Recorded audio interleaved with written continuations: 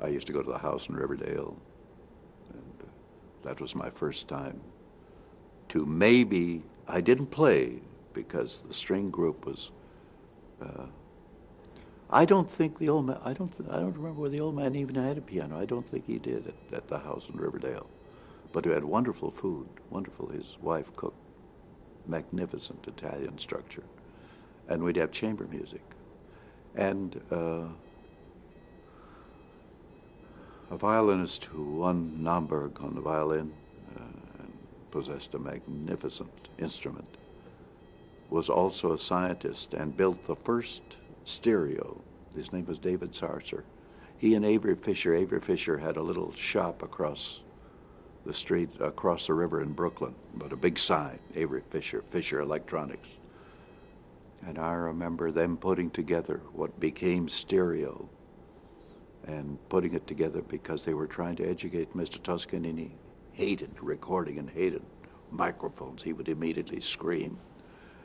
And I remember going to the house one night when I went with David trucking this stuff up there, and we put it all together to have him listen to it. He just hated that, so we never took it back. I remember the show at the UN. I was there. That's a very famous film which they show from time to time. I would think, I shouldn't speak for him, but I would think that he was uncomfortable with anything changing, anything that he did. That was his pulpit, his platform.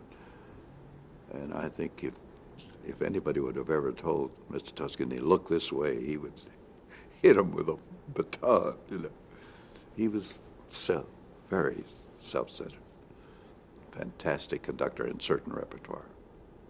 Mean, tough.